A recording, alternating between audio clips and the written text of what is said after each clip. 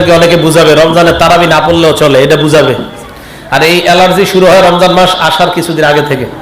একদল আপনাদেরকে বলবে কম পড়ো, সমস্যা নাই, আরেক দল বলবে ৮ পড়লেও চলে, আরেক দল গত ২ বছর আগে একজন বলছে ৪ রাকাত পড়লেও চলে। আসসালামু আলাইকুম ওয়া রাহমাতুল্লাহি ওয়া বারাকাতুহু। প্রিয় দর্শক, তারাবির নামাজ আপনি কত রাকাত পড়বেন? তাহাজ্জুদ নামাজ এবং তারাবির নামাজের মধ্যে পার্থক্য আছে কিনা, এবং কিভাবে সালাত আদায় করলে কোনো দ্বন্দ্ব থাকবে না এবং বেশি বেশি ইবাদত করা যায়, চমৎকার একটি আলোচনা উপহার দিয়েছেন মুফতি আরিফ বিন হাবিব হাফিজাহুল্লাহ। আপনারা সেই আলোচনাটি উপভোগ করতে থাকুন।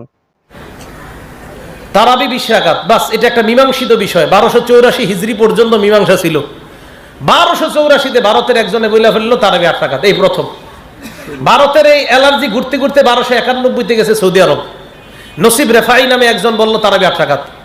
নাসিরউদ্দিন আলবানী রহমতুল্লাহ আলাইহি তাল দিয়া কয় তারাবি ৮ রাকাত। ১২৮৪ পর্যন্ত আহলে হাদিস বলেন, মাযহাবি বলেন, না মাযহাবি বলেন, সবাই ২০ রাকাত পড়তো। হঠাৎ একটা স্লোগান দিল।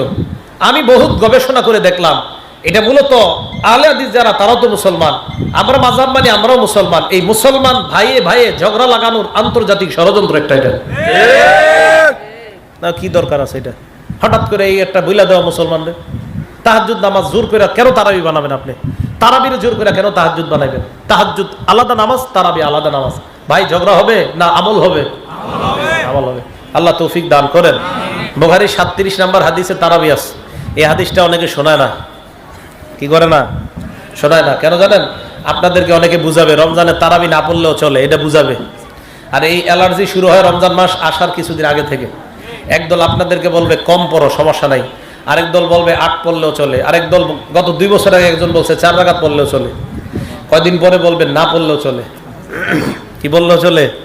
না পড়লেও। বলেন তারাবি পড়ব ২০ রাকাত, বলেন ইনশাআল্লাহ।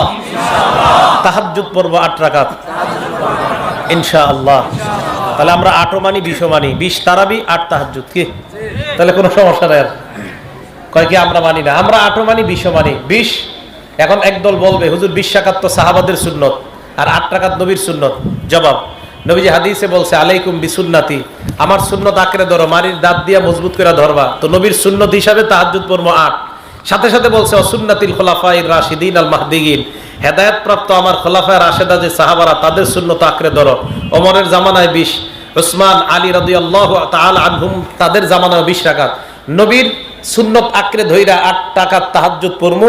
সাহাবাদের সুন্নত আঁকড়ে ধরতে নবী বলছে সাহাবাদেরটা আঁকড়ে ধইরা ২০ রাকাত তারাবি পড়মু। তাহলে প্রিয় দর্শক, আমরা এতক্ষণ পর্যন্ত অত্যন্ত চমৎকার গুরুত্বপূর্ণ আলোচনা শুনলাম।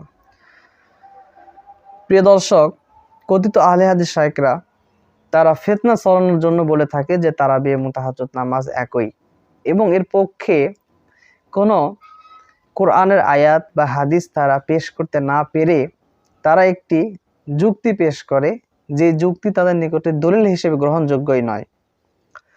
যাই হোক, যুক্তিটা হলো, তারা বলে যে জুমার দিনে জোহরের নামাজের পরিবর্তে জুমার নামাজ আমরা আদায় করে থাকি। তো জোহরের নামাজ যদি জুমার নামাজে পরিবর্তন হতে পারে, তাহলে তাহাজ্জুদের নামাজ তারাবির নামাজে কেন পরিবর্তন হতে পারবে না? এটি তাদের একটি যুক্তি। তো আমি তাদেরকে প্রশ্ন করতে চাই, প্রিয় দর্শক, জোহরের নামাজের জায়গায় জুমার নামাজ আদায় করা হয়ে থাকে, যা কোরআন দ্বারা প্রমাণিত, আল্লাহ তাআলার নির্দেশ, নসে কতঈ দ্বারা প্রমাণিত, স্পষ্ট আয়াত রয়েছে। প্রিয় দর্শক, আর তাহাজ্জুদের নামাজ যে তারাবি হিসেবে পরিবর্তন হয়ে যায়, এই বিষয়ে একটি আয়াত অথবা একটি হাদিস তারা কিয়ামত পর্যন্ত দেখাতেই পারবে না। সুতরাং যেহেতু তাদের নিকটে যুক্তি কোনো দলিল নয়, তো তাদের এই অযৌক্তিক কথা গ্রহণযোগ্য হবে না। কারণ জোহরের সময় জুমার দিনে জুমার নামাজ পড়া হয়, এটা আল্লাহ তাআলার নির্দেশ, আয়াত দ্বারা প্রমাণিত। কিন্তু তাহাজ্জুদের নামাজ তারাবি দ্বারা পরিবর্তন হয়ে যায়, এটা কোন আয়াত বা হাদিস দ্বারা প্রমাণিত নয়। সুতরাং এরা ফিতনা ছড়ানোর জন্য এরকম নতুন নতুন যুক্তি পেশ করতেছে, মানুষদেরকে বিভ্রান্ত করার জন্যে। এদের থেকে সতর্ক থাকবেন। আসসালামু আলাইকুম ওয়া রাহমাতুল্লাহি ওয়া বারাকাতুহু।